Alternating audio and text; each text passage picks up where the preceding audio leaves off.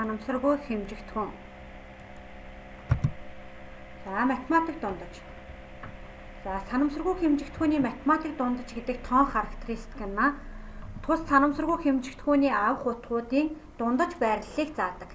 За тодорхойлолт дискрет санамсаргүй хэмжигдэхүүн x-ийн бүх боломжит утгуудыг харгалзах магадлалаар үржүүлж нэмсэн нийлбэрийг x санамсаргүй хэмжигдэхүүний математик дундаж гэдэг.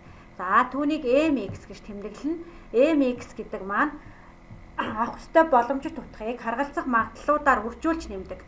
Өөрөөр хэлэх юм бол x1-ийг p1-ээр, нэмэх нь x2-ыг p2-оор, нэмэх нь гих мэтчлэн xn-ийг pn-ээр үржүүлээд нэмсэнтэй тэнцүү байна. Заримдаа математик дунджийг x дээрээ зураастай гэж тэмдэглэсэн байдаг. За санамсаргүй хэмжигдэхүүний математик дундаж нь түүний авах утгуудын дундаж байрлалыг заадаг бол энэ дундаж байрлалаас санамсаргүй хэмжигдэхүүний авах утгууд дунджаар хэр зэрэг хазайж байгааг дисперс хэмээх тоон характеристик тодорхойлдог. Санамсаргүй хэмжигдэхүүний математик дунджаас хазайх хазайлтын квадратуудын математик дунджийг дисперс гэдэг. За дисперсийг dx гэж тэмдэглэнэ. dx гэдэг маань x-ээс математик дунджаа хасаад квадрат зэрэг дэвшүүлээд ахаад математик дунджийг олсонтой тэнцүү. Өөрөөр хэлэх юм бол мөн mx квадратын математик дунджаас математик дунджийнхаа квадратыг хассантай тэнцүү байдаг. За дисперс нь санамсаргүй хэмжигдэхүүний квадраттай адил хэмжээстэй тул тэр бүр тохиромжтой биш. Ийм учраас сарнилын шугамн үзүүлэлт болгож язгуурын дор dx гэсэн хэмжигдэхүүнийг ашигладаг. За тодорхойлолт язгуурын дор dx-ийн гэсэн хэмжигдэхүүнээ дундаж квадрат хазайлт буюу стандарт хазайлт гэж нэрлэнэ. За санамсаргүй хэмжигдэхүүний хамгийн их магадлалтай утгыг түүний мод гээд m0-оор тэмдэглэдэг. За мөн анхны момент төвийн момент гэсэн ойлголт байдаг. За new k буюу mxk. Өөрөөр хэлэх юм бол x-ийн k зэргийн математик дундаж энэ хэмжигдэхүүнийг x санамсаргүй хэмжигдэхүүний k дугаар ирэмбийн анхны момент гэнэ. За дискрет санамсаргүй хэмжигдэхүүний хувьд k дугаар ирэмбийн анхны момент маань x-ийг k зэрэг дэвшүүлээд харгалзах магадлалаар нь үржүүлж нэмсэнтэй тэнцүү байна. За дараа нь μk гэсэн зүйл байдаг. Энэ маань болохоор x-ээс математик дунджаа хасаад k зэрэг дэвшүүлээд математик дунджийг олсонтой тэнцүү. За энэ хэмжигдэхүүнээ болохоор x санамсаргүй хэмжигдэхүүний k ирэмбийн төвийн момент гэдэг.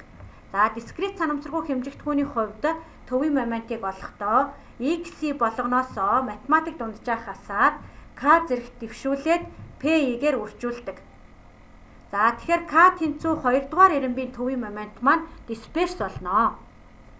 За дараагийн нэг тоон характеристик маань 3 дугаар ирэмбийн төвийн моментыг дундаж квадрат хазайлтын 3 зэрэгт хуваасан энэ хэмжигдэхүүнийг тэгш хэмийн буюу асасимметрийн коэффициент гэдэг.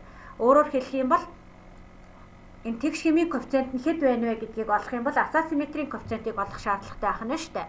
За e гэж тэмдэглээд 4 дугаар ирэмбийн төвийн моментыг дундаж квадрат хазайлтын 4 зэрэгт хуваагаад 3-ыг хассан энэ хэмжигдэхүүнээ олохоор санамсаргүй хэмжигдэхүүний эксцессийн коэффициент гэж нэрлэдэг.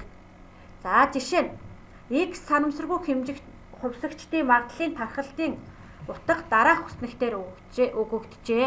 Математик дунджийг ол гэж байна. За математик дундаж гэдэг маань x-ийнхээ авах ёстой боломжит утгыг харгалзах магадлалуудаар нь үржүүлж нэмнэ.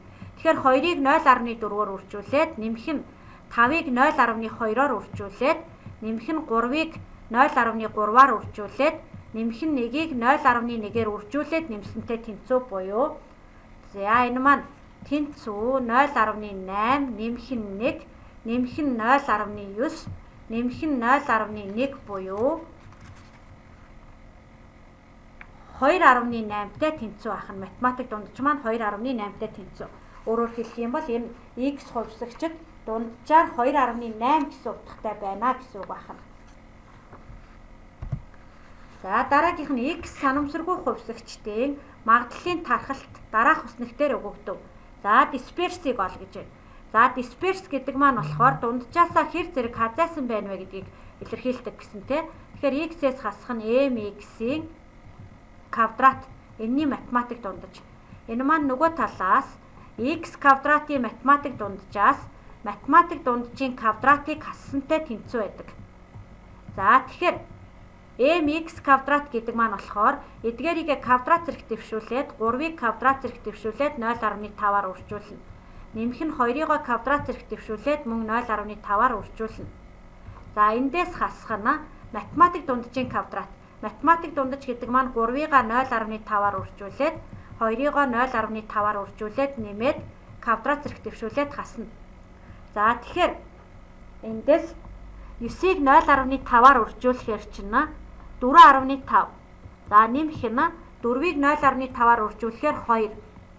За ингээ хасах нь 1.5 дээр нэмэх нь 1 буюу 2.5-ын квадрат.